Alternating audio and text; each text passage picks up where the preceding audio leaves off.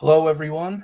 From also a very a very windy Chelmsford. Let's see that message from Ben there. I'm Dr. Sam McMaster from Surface Ventures, and today we have a webinar from Professor Ben Beake of Micromaterials. It'd be great if you could say hello and tell us where you're joining from in the chat. So we'll be welcoming Ben on stage very soon, and he can introduce the topic of his webinar. But just for some general information before we begin, we'll be going for around 60 minutes in total today. We have some poll questions and some handouts also from Micromaterials, so I will alert you in the chat when those will be being released. In terms of any questions for Ben on the topic, the technical topic, or anything on Micromaterials equipment, the nanotest platform, please type those into the chat. I'll be monitoring the chat throughout the event, and I'll be marking those questions. We'll address those at the Q&A.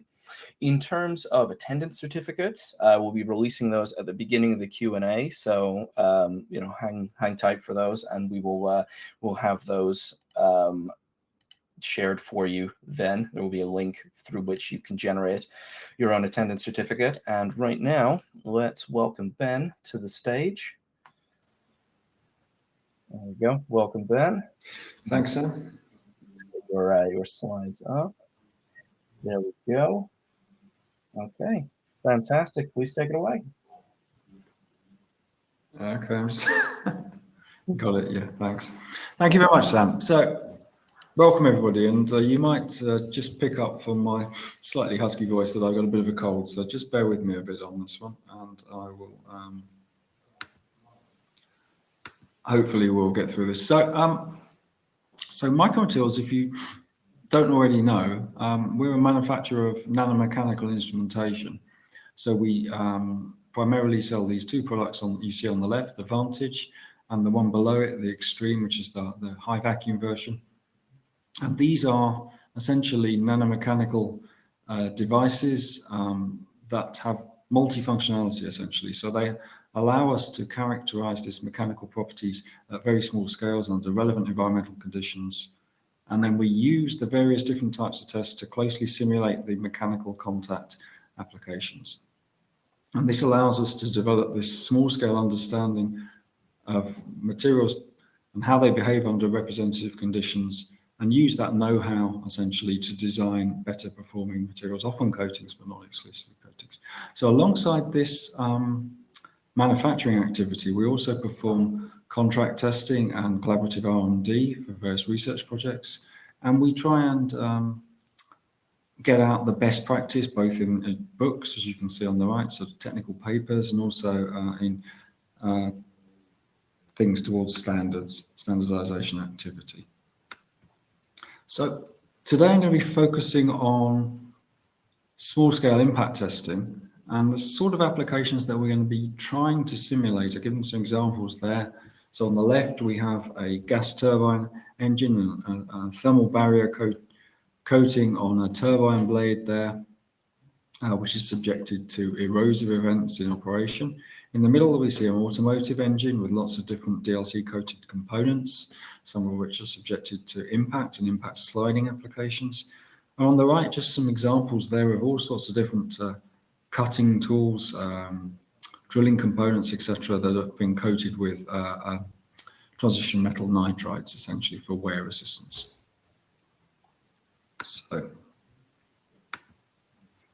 So these are the sort of applications that we're trying to simulate. So metal cutting, solid particle erosion, impact wear, and impact sliding.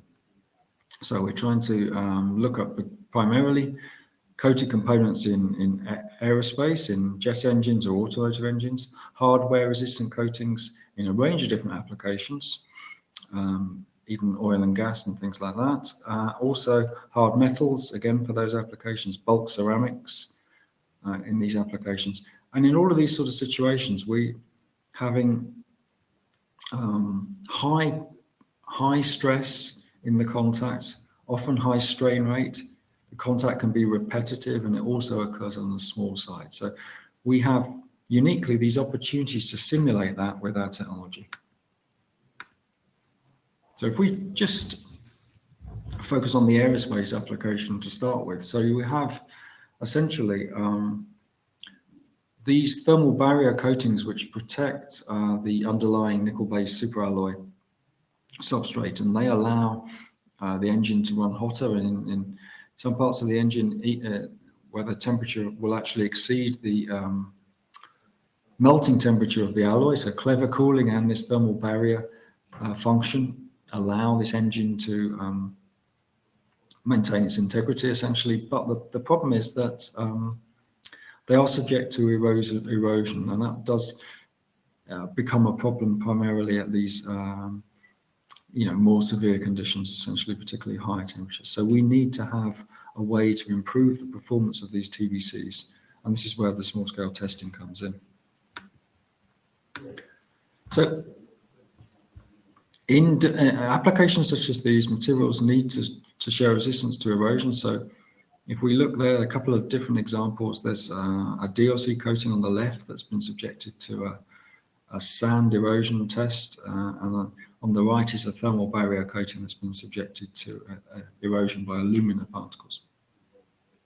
And in all of these, in these type of applications, then the wear of the surface, the degradation of the surface, is progressively occurring by this stochastic impact of many different particles and the interaction of the damage caused by these different particles. So if we want to simulate that, a cyclic test will go so far, but we have the opportunity potentially to try and simulate this spatial distribution of impacts as well, and therefore get more reliable results. I'm going to be talking a lot about that later in the presentation.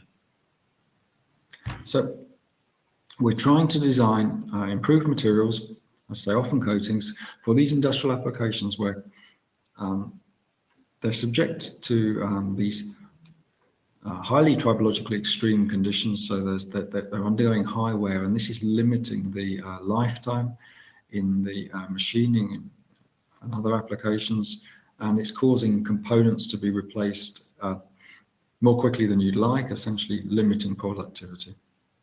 So I'm going to be introducing how we can use these nano and microscale impact tests as a reliable accelerated test method for effective screening of materials. And if we have a reliable method, then we can save time and money in our development processes.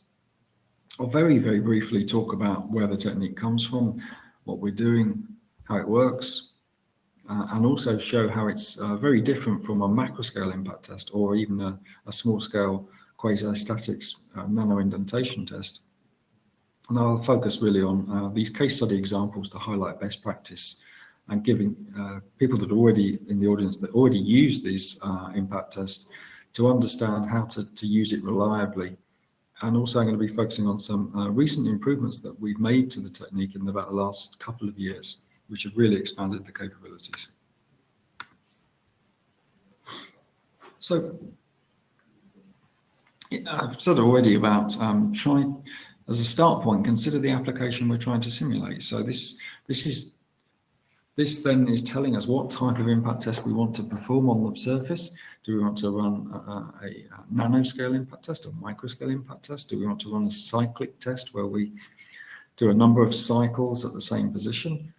Do we want to introduce some shear into that test by doing an angled impact? Or do we, as you see on the bottom right there, do we want to perform a multiple impact test where there's a random spatial distribution of impacts, because then that could simulate an erosion process. So the tests themselves, fracture processes are by their very nature stochastic.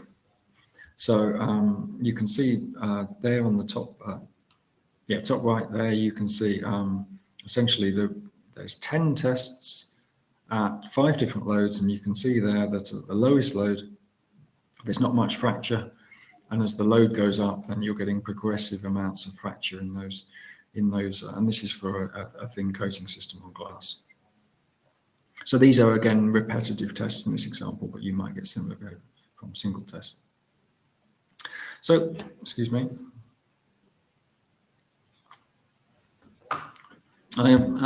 During the presentation, I'm going to be showing about how we interpret the input data and use it therefore to develop better coating systems. And in that, we can start to then understand what's behind this, what's behind these improvements in performance. You know, if we start to then consider not only the coating mechanical properties in its microstructure, but also to design tests where it's not just the coating, but it's actually the coating and the system, i.e. the coating and the substrate that contribute to the impact performance by providing load support. Okay, so I mentioned earlier about the instrumentation we sell. So this is a Nanotest Vantage. As I said, it's a multifunctional system. There's a range of different tests we can do with this. And I'm going to be focusing just on the impact tests now, but you can do these impact tests at different environments and different length scales, so nano and micro scale testing. So, excuse me, the impact is it's a pendulum-based system. So we pull this probe off, and we use an electromagnet, and then we fire this probe into the surface, and this creates this very high strain rate contact. So you can see on the right there, there's a repeat test there done on an alumina with a cube core, a very sharp cube core and a diamond indenter. And there you can see that strain rate throughout the test is very high. It certainly starts off very high at impact and decreases, but it still remains much higher than you would get in a conventional nano indentation test, where the strain rate would be something like 0.1 per second, right down to sort of 0.001 per second. So although just as a nano indentation test or a hardness test, you think, well, I set the force or the load to develop my test. Actually, what's going on in an impact test is that it's really the impact energy that's controlling the deformation. So you set this by applying a set load, but also defining an acceleration distance for that, or an impact distance for the probe to accelerate over. And the product of those two gives the impact energy.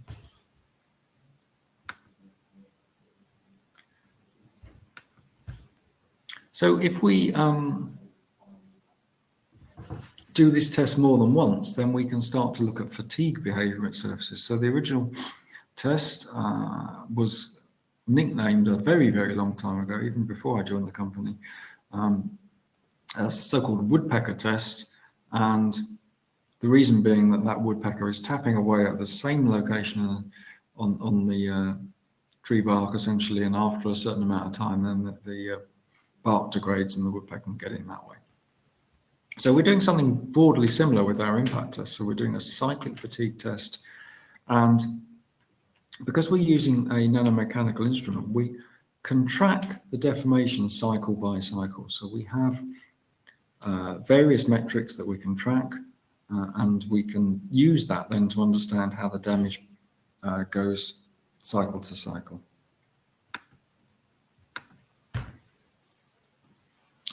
So the raw data, this is an example here on a microscale impact test, is we're looking at depth versus time. So this is an example of a test with one impact every 4 seconds. And we've converted that in software now, so we can look at depth versus number of impacts. And we can see here, as you can see, whether there's in this example, there's a little bit of plasticity in the first few impacts. Then there's this long, relatively long fatigue process within accelerated test. And then after about, looks like 51 impacts, then we're starting to get failure of that coating system, and then it's failing really quite quickly. So we can repeat this test more than one times very quickly, because it's a quick test, and this allows us to build up a statistical picture of the surface behavior, and then we can then use this to compare between different materials. So sometimes it's a good idea to use more than one load. So here's an example on a very thin optical coating on a glass. And these tests were done with a sharp cube corner indenter. And what we can see here essentially is that there's again a change in probe depth that happens fairly quickly. And that is also very load dependent. So in this example, if we're looking at the lowest load of 2 millinewtons, then actually the coating is hanging around for about 48 impacts. If we decrease that right down to 5 million newtons, then it's failing after 7 impacts. And indeed, if we look at 6 million newtons, then we've just punched straight through it.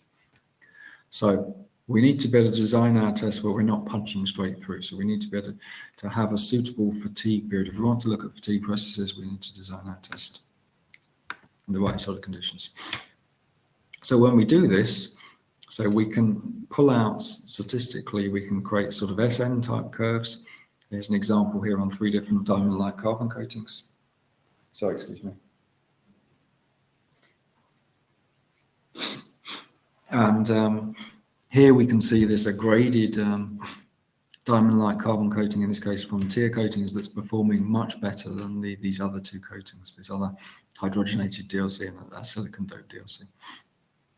And so it's very nice. We can do these sort of tests. We don't have to one test per sample. We can do many tests, just spaced sort of 100 microns apart or something on these surfaces, and use that to build up a rapid picture of the SM type behavior.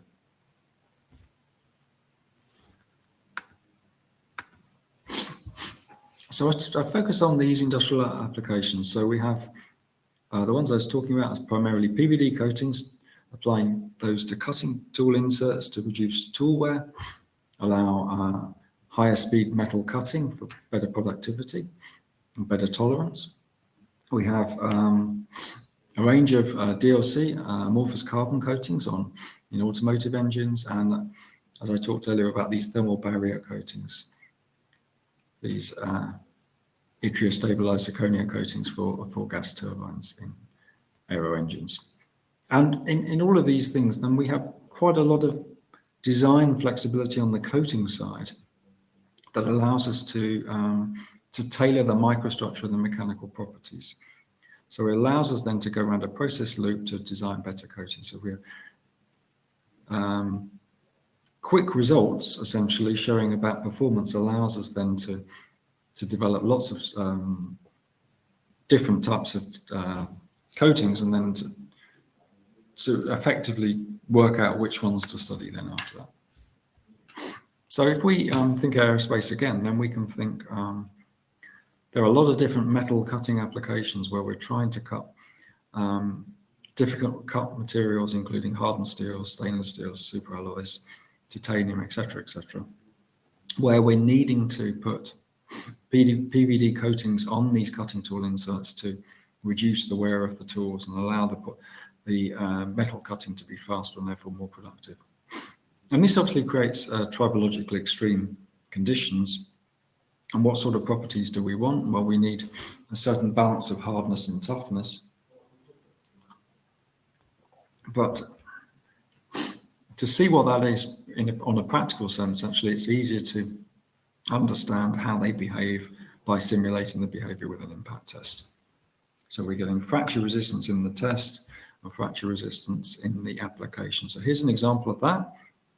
So in this case, there are 2 different PVD coatings. So this is an aluminium chromium nitride and a titanium aluminium nitride.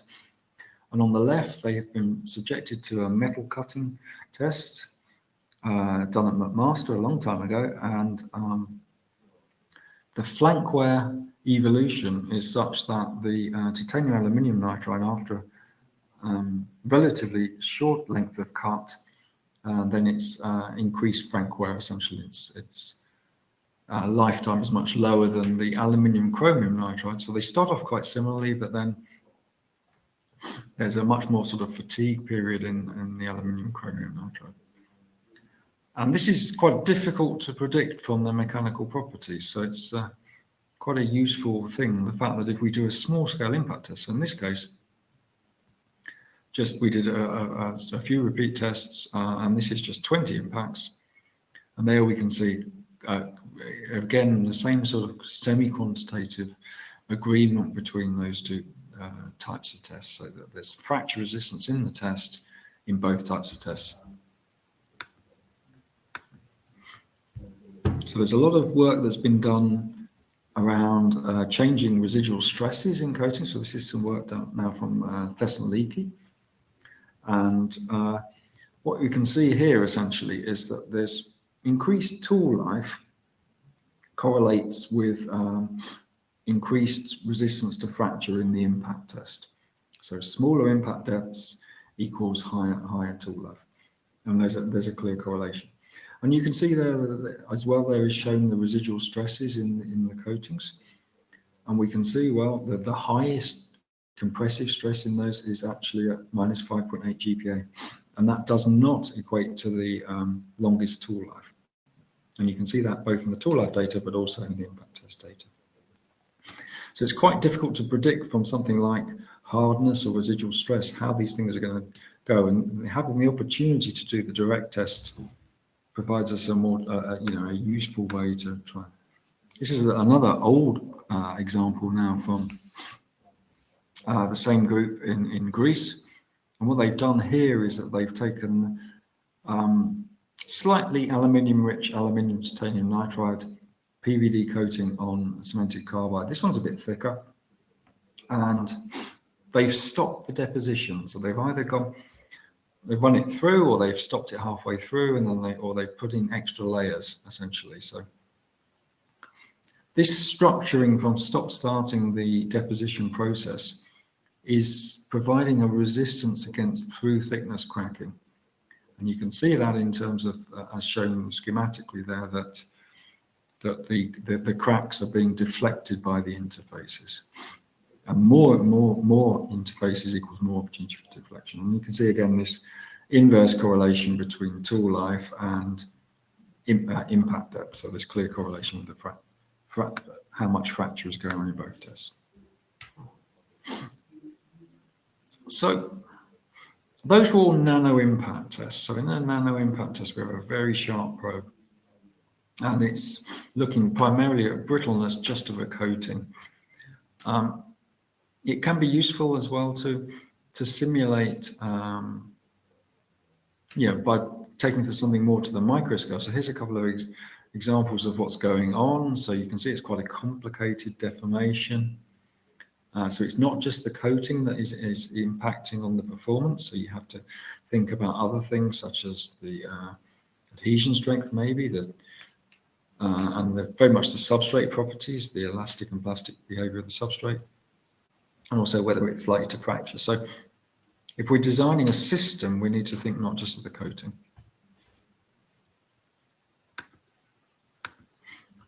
So this sort of Goldilocks type approach, I think we find this quite useful. So in the nano impact test, we can really choose a very sharp probe, and we can concentrate those high stresses within the coating, and we can look to see how brittle that coating is. We don't typically cause fracture at the coating substrate interface because the probe is very small relative to the coating. If we did a macroscale test with a probe of 1 millimeter or 5 millimeter radius or something, then schematically we're putting a lot more of those stresses much deeper into the interface, and the coating itself is deflecting elastically. And this is really not necessarily what happens in a lot of metal cut, high performance metal cutting applications, where the coatings really are up at their yield stress essentially. So that's not really what happens. So to simulate both of those things, to get the system but also get the sensitivity coatings, we can perform a microscale test. So this has been done in the middle here, sort of schematically, so that those peak stresses are now in the interfacial region as well. So that gives us enhanced usefulness. So this is an example from a customer in Germany, and here they're just getting quite a complicated rough milling application they're trying to simulate there. You see on the left, but they're just trying to simulate it very nicely, looking at how the final depth correlates with the width of the wear mark, essentially. So what we're seeing is that that you're getting more wear and the same sort of high fracture depth. Excuse me.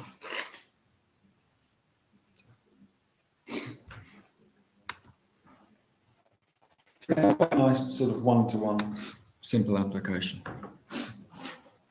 So here's an example where from the oil and gas industry here, where again we're doing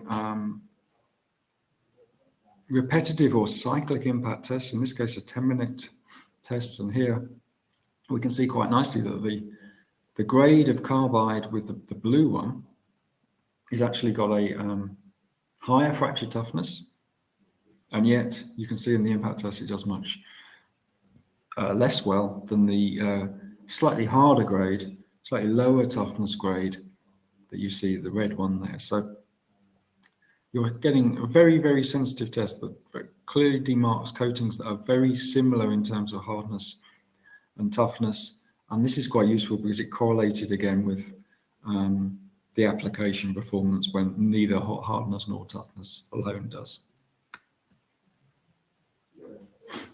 So I talked a little bit about these ideas of just tracking the depth versus time, and then converting this to depth over impact. We also have this capability now to look at high-speed analysis. So essentially, for every single impact, we can analyze and we can look at the velocity at which it impacts the surface, the velocity when it comes off the surface, and from these we can work out maximum depth, residual depth, and then from this we can get energy dissipation. So we have potentially a much more useful test now. So we redesigned this, and we use this high frequency data acquisition.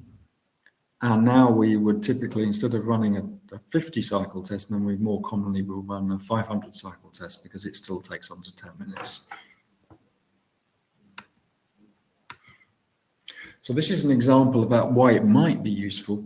So here we have two of the metrics that we can get from the test. So in this case, we're tracking the depth, the black curve we're looking at, and we're seeing a clear sort of coating failure after sort of about 35 impacts. And we're also seeing the red thing is the dissipated energy in the process. So it's quite a complicated thing. And in fact, it's actually, in this test and some other ones, you sometimes see a little indicator, like a sort of early warning signal, that the dissipated energy gives you for some subsurface cracking, where these cracks are beginning to nucleate and join up subsurface, but they're not actually causing material removal yet.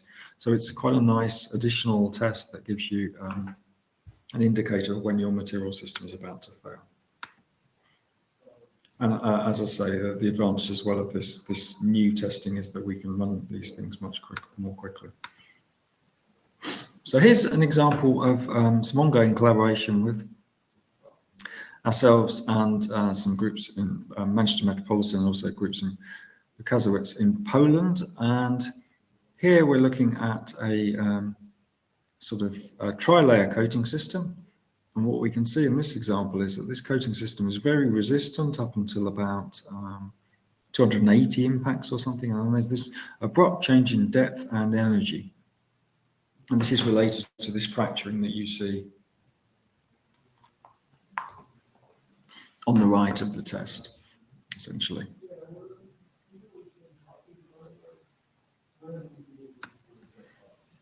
And what's interesting is if we look at a different coating system now, so in this case, this is slightly thinner coating that's got some periodic chrome nitride and chrome layers. And here now, this system, although there's some radial cracking, it's completely resistant under the same conditions to the same lateral chipping. And this sort of information is very useful in coating design. So it allows us to give some clues as how we might optimize the structure and develop these better performing coatings. So we can look at things at different load levels or on different substrates, and then we will get a different depth because there's a different depth elastic component or something, initial depth. So it can be therefore more useful to normalize essentially by the depth at the start of the test.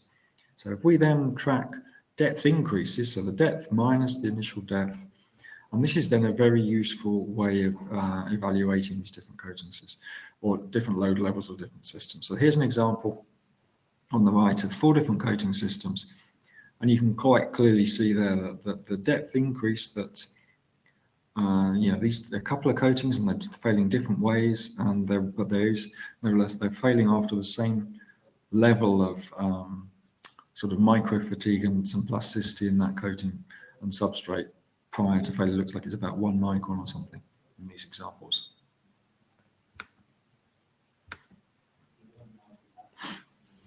Okay, so these are, again, we can use SN type curve behavior to track how they compare across different materials. Again, it's useful not just to look at one load. And these are some examples there on some ceramics on the left and some coating systems on the right.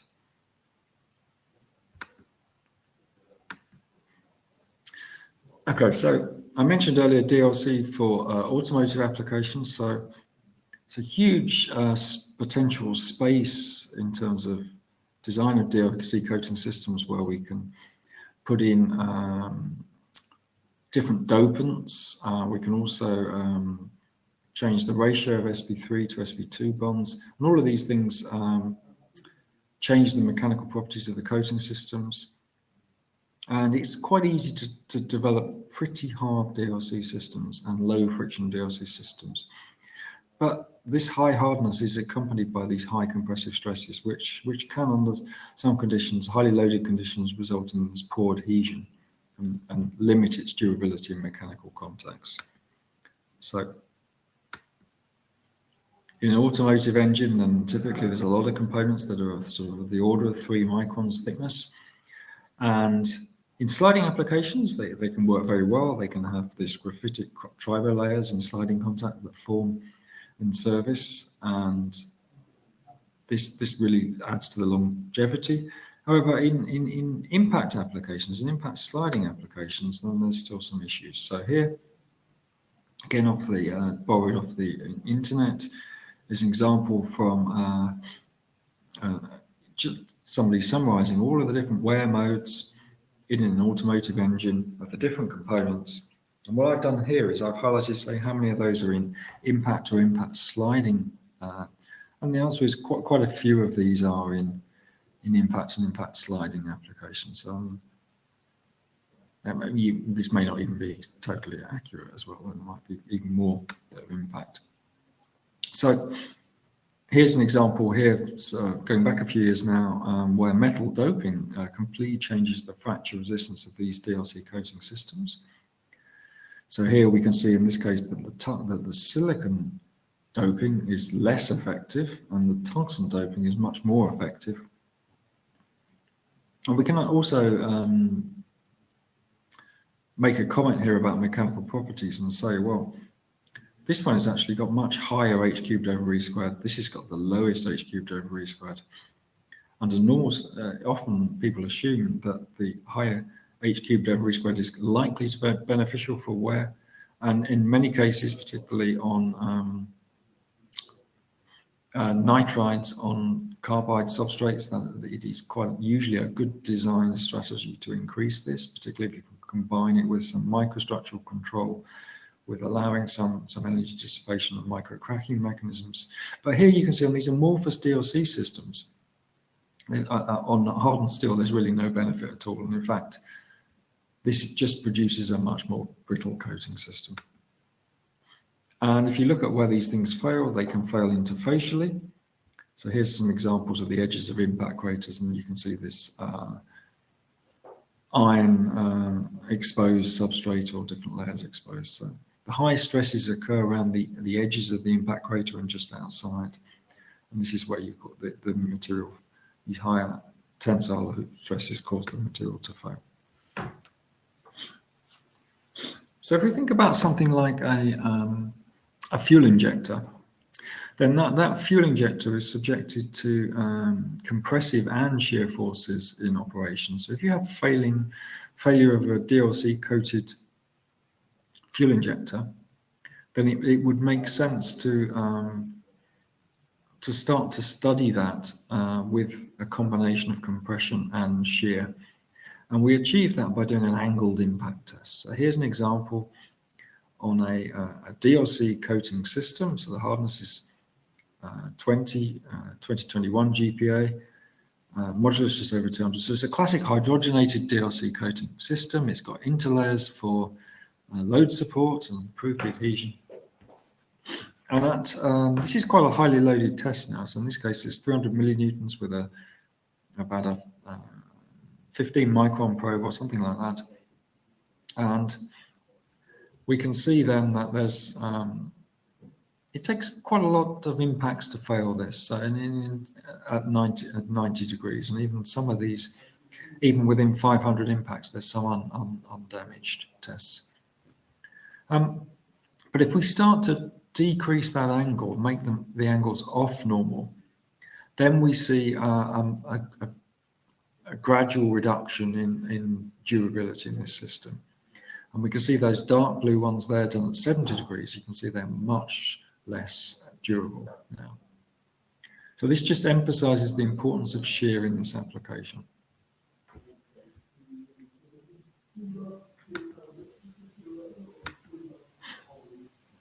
So we can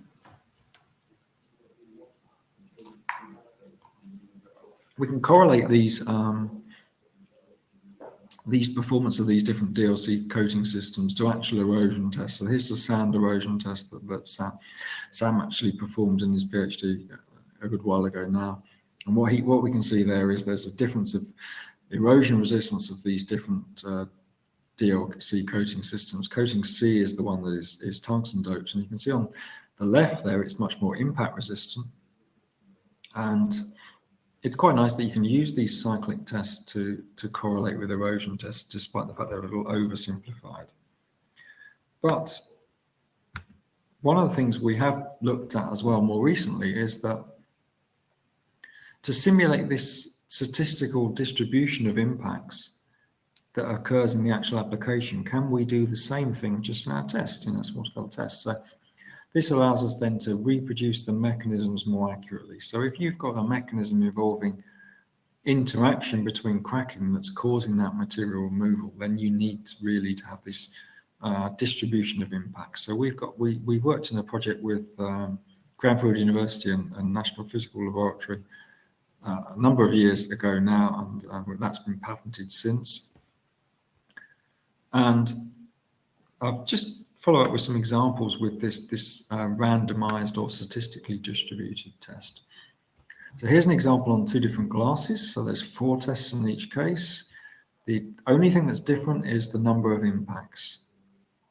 And what we can see is that at low numbers, then they behave quite similarly, but then after a certain critical time, then differences between the two emerge. And these are not easy to spot through differences in fracture toughness. And the reality is because that it's the crack systems that are the critical thing that control the erosion resistance. So here's an example we've studied again, different type of test now. We've got a controlled spacing test. Excuse me again.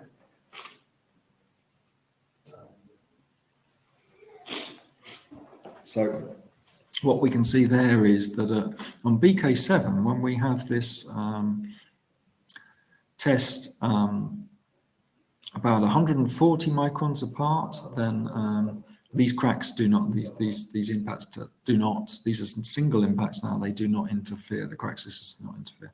Once we decrease that to 120 microns apart, then we're starting to get those cracks join up. And it's similar on fused silica, but now they're much closer together. So the fused silica systems can be put, I think 70 or 80 microns apart, but then when you get down to 60 microns, then they start to interact similarly. So there's a different threshold in terms of where these cracks interact. And this turns out to be particularly important in controlling erosion resistance. So similarly, we have an example now with ceramics. So we've got exactly the same statistical distribution of impacts. So in this case, there's 50 impacts in each case. And we've saved that distribution, and we've performed exactly the same test on the different ceramics. And what we can see in this example is that in the middle, partially stabilized zirconia, the softest of these coating systems, There's a little bit of radial cracking, but nothing else. With alumina, it's harder, so the impacts are smaller, and a little bit of subsurface damage. And on sapphire, these cracks, these radial cracks are really much larger, and this causes this dramatic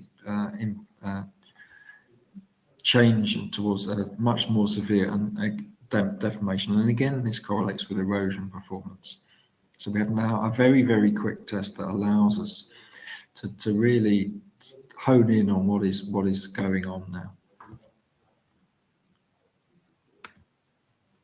And we can do this test as well on different coating systems, and we can use exactly the same test. In this case, there's 8 examples here, 2 different coatings, 4 different loads, and we can start to track exactly where the load dependent deformation changes are. And in this example here, we can see the aluminium and chromium nitride coating is much more susceptible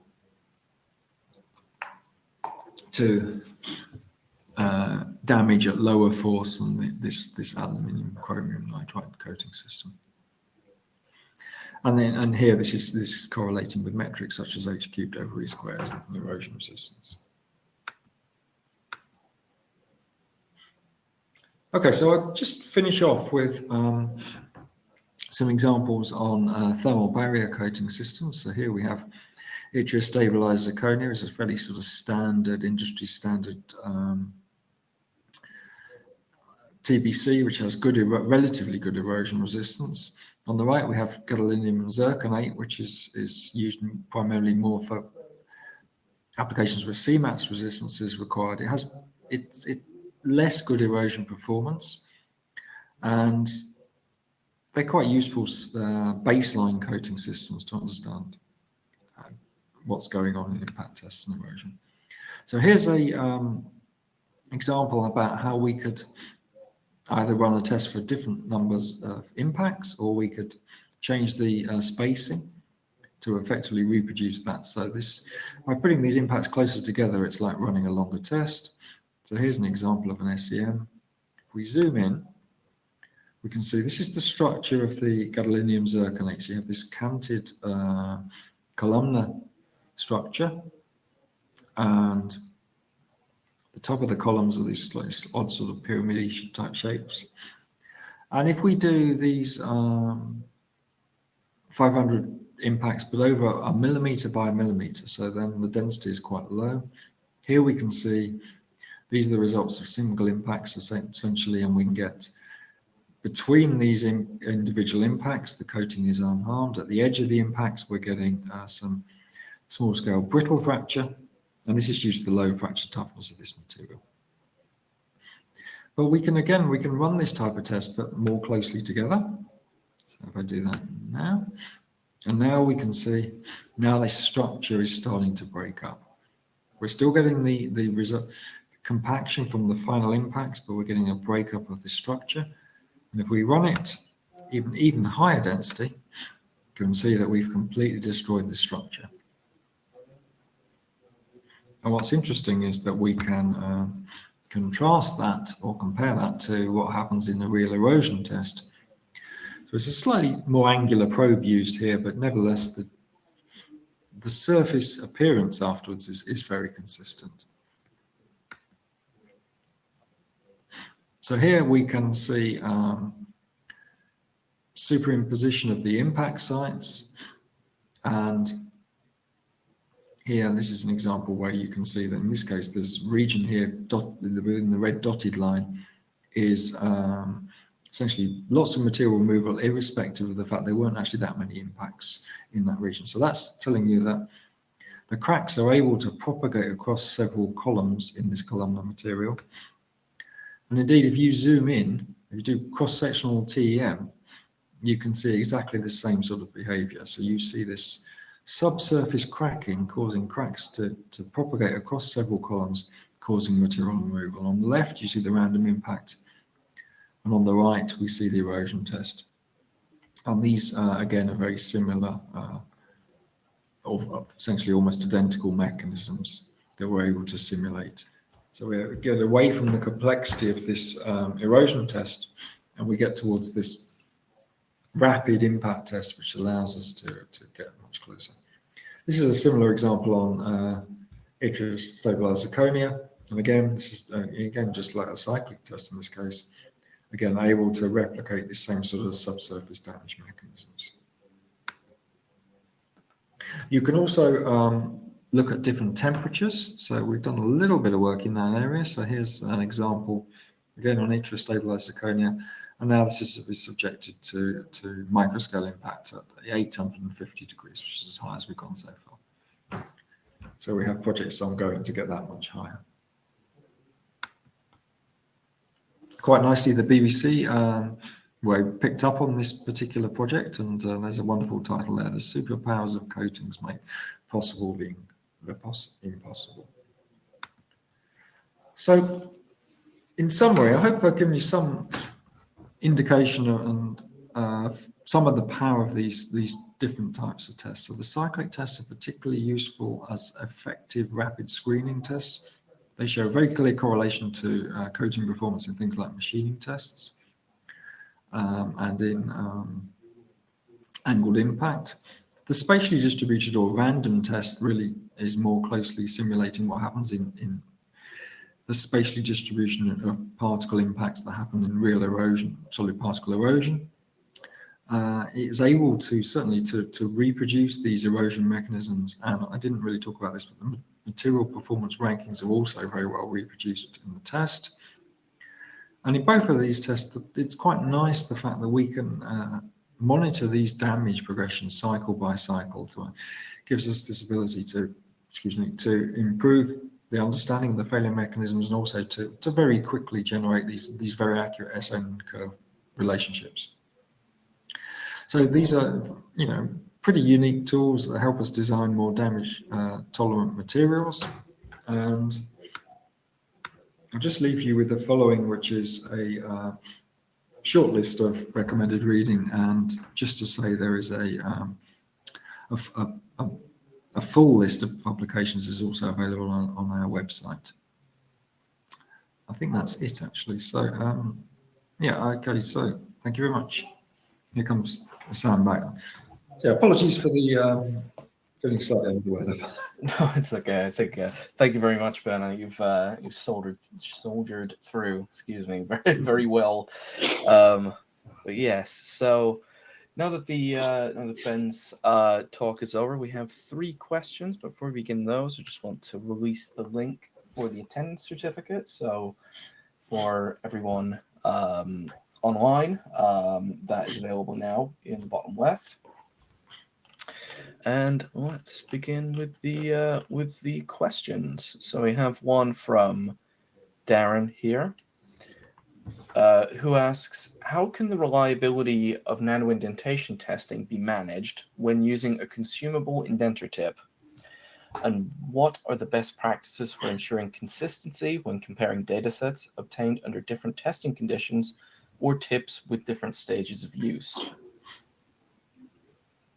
Well, it is a good point in the sense that if you do impact tests and you have a very, very sharp probe, then you need that probe sharpness to be the same. So that was, and I didn't talk at all about it, but that was one of the reasons why we switched towards these micro scale impact tests, because then the probes are just much, much more durable. They just do not break. They do not break. They do not change their geometry. The probes are made of diamond, essentially. So whilst they're consumable, they do hang around for an awful long time. So we have several probes that we've been using for since we started this micro impact test technique, essentially. So the best practices in assuming consistency is that it's still not a bad thing to check the dimensions of the probe by doing a spherical indentation test periodically, particularly if you think something's changed. But as I say, it's in our experience, they are remarkably durable. So, yes. So that hopefully that answers it. Yeah. I think so. I think probably the only other thing to perhaps point out is that, apart from its small scale testing, generally the only other time you may be dealing with more consumable probes is when you are pushing into more extreme testing with higher temperatures. That may be something you want to elaborate on, Ben. Well, yes, that is a good point. Yeah, so yeah, actually, that is the only other time we have risk damaging a probe is when we've taken it above its graphitization temperature. So we've had a bit of oxidative wear of that tip. So some of these high temperature tips, yeah, we get around it that way. We make sure that we pick non-heated tips for that particular application, where we hold it in contact just for a short amount of time, just limits the oxidative degradation. So there's other ways you can do it. You could run it in high vacuum. There's a few ways around to do it. But again, I think that the trick is in periodic checking of the function. Okay, so thank you very much. Another comment there from Darren Best. Oh, sorry, I mean, right. We'll come to that question afterwards. Just sort of in sequence, Darren. Sorry, I just noticed that message there. So I have another question here from Suresh, who I'll read out the full thing and then put the question up. So he says, in the cutting tool life slide, we see a pretty good correlation between flank wear and final impact depth. Can we notice the same thing with a comparison with different impact loads?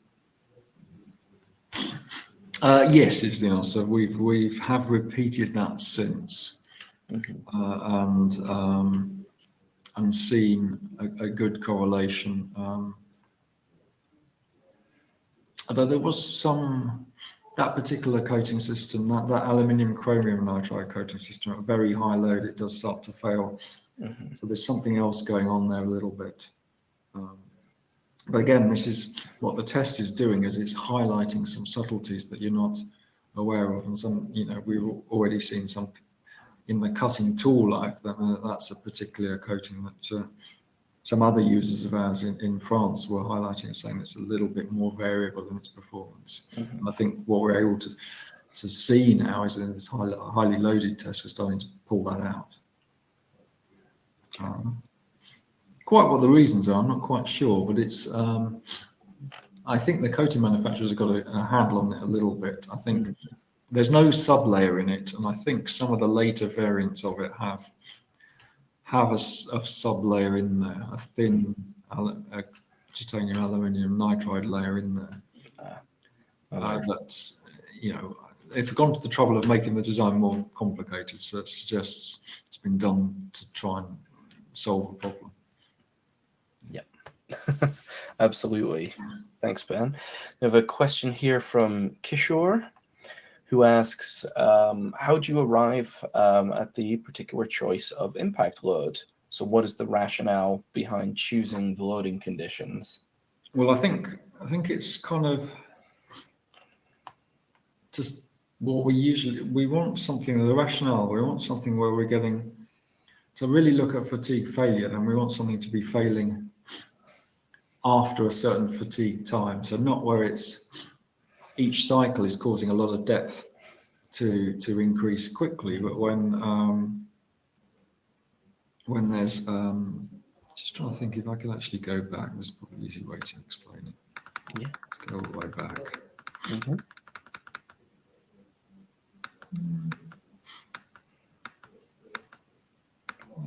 Well, there, for example. So there's a long fatigue period, but the worst performing one you'll see is it's not quite getting to this constant depth before it fails. So usually you want something where most of the things you're looking at are, if I go back to this again. So here again, so there's a relatively constant load depth prior to failure, and then you're looking at fatigue. So you've exhausted plasticity in that contact. You're not getting there's not a ratcheting plasticity argument that causes the failure. It's genuinely a micro scale fatigue process that's causing the failure. So if I run this same test at much lower load, then maybe I don't get failures as quickly. Well, I won't get failures as quickly. So So in terms of the rationale, then I'll go a preliminary test at high load, and then we start to ramp it down slightly. And once you've chosen the load level, then you do the repeats at that level, or multiple loads at that, multiple tests across a range of loads. So it depends on how much you need. I mean, if we're back to, gone the wrong way here, haven't I? Let's go back. It's going to come. Yeah, if I want SN curves, then I need a range of loads to try and pull out this behavior. Okay. Thanks, Ben. We have a somewhat similar question, but I think perhaps a little more focused on looking specifically at impact failure here from Shu, who asks, how do you set the failure criteria for impact fatigue testing? That is a good question as well. That is a very good question as well. Let's go back.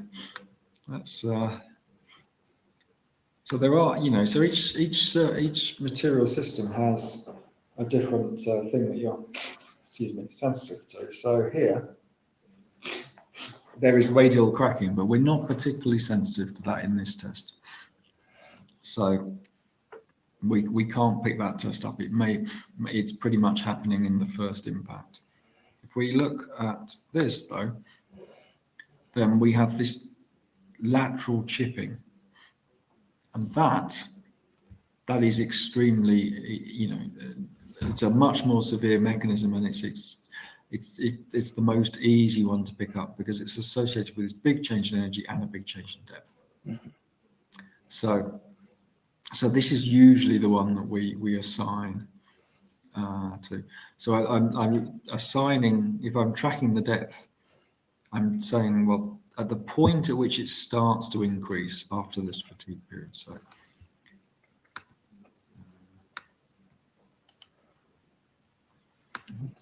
but in this example here, you see it's very, very abrupt, but it may not always be that abrupt.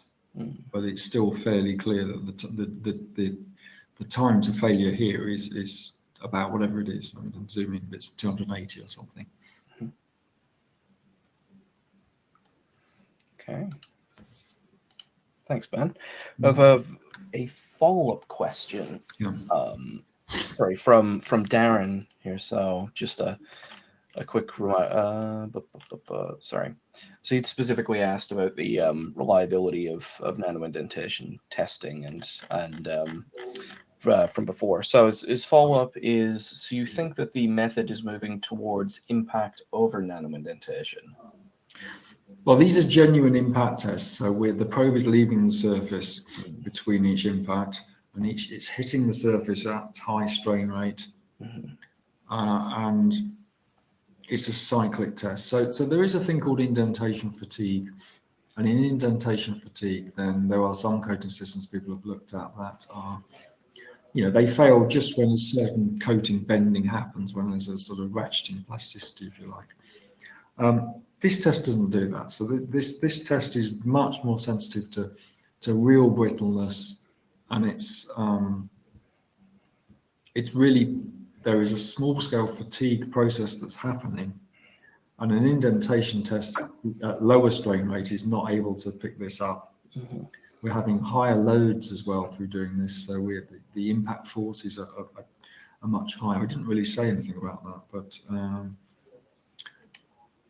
there's a difference between the load that we set and the real impact force. So if we put a load cell on this, or alternatively other ways of doing it, we can from the impact to energy analysis. Both of those two things give you the same answer, and they will also show you that the impact energies are much higher. The impact forces are much higher. The dynamic forces are much higher than the static forces. Okay. So it's all about impact, and indentation has its purpose. I mean, it's there for pulling out hardness and modulus and the various parameters that are very useful. But if you said, well, how hard do I need to be? that's a very difficult question to answer. So, or how tough do I need to be? So having a accelerated test that goes alongside in the same instrument is particularly powerful. So that's, I think, for us, the really useful thing. So it's such a quick test on the reliability of the data. I did talk a little bit about stochastics. I talked even for most hard coding systems, you need to do, I would say, at least 5 repeats at the same load is good practice. But then you can clearly see some differences, some nice differences. Okay. And also those nice differences correlate with the application performance, and that's a critical thing. Absolutely. Okay, so there we go. We'll take this as the final question here from Tina, because otherwise we're just over an hour now. So Tina asks, in many applications, we have some kind of lubrication. Have you investigated the effects of lubrication on impact results? That is a good question. Personally, no. However, we do have some interesting customers doing, and we talked about industrial applications, but we have very interesting study done at a group that is now at University of California, Irvine, and they're looking at impact of ductile clumps in mantis shrimps and things like this. Very naturally tough material, and some of that work has been impact testing in liquids to simulate to see how that affects the behavior, because these are they're swimming around in the tanks next to the instrument actually as well. That's kind of strange. Yeah. So it can be done. So you can run these impact tests in liquids. Yeah. So just and it's got to slow the. It would have to slow the impact forces down a little bit, but if it's absolutely critical that you're doing this, then you can do it that way as well. You can look at these things. So, I mean. So I mean, dry machining is what this thing has been used a large amount to simulate, because there you've got you're avoiding potentially environmentally harmful lubricants and things like this. So these are it's obviously there's different things to simulate and different requirements of different projects. Got it. Just another. I mean, in terms of test setup for that, am I correct that that there's still a kind of a liquid cell? There's still a liquid cell. You need a sort of slightly angled impact attachment. And there's also, I didn't really talk about that, but we've done stone chipping for various companies, and have requirements on some very popular electric cars. That the people buying these electric cars don't want new paints to chip. Anyway, so that particular thing. So we've been able to replicate those things. So those things are again our sort of angled impacts with highly sort of even up to I think sort of 54-degree angle on the probe. Oh wow! Okay, very good. There we go. So the test setup it does exist. It does exist. It does exist. There are a few of these things. I mean, I hinted as well about these load cells. You can put load cells either behind the sample or behind on the indenter side as well. And those give you actual full force displacement curves. So there are quite a lot of extra things you can do. Okay. Brilliant. Thanks, Ben. So I think with that we're a few minutes over, and I think it's now a good time to bring the event to a close. So. With that, before we close up, I just want to share a quick link to the Micromaterials LinkedIn page.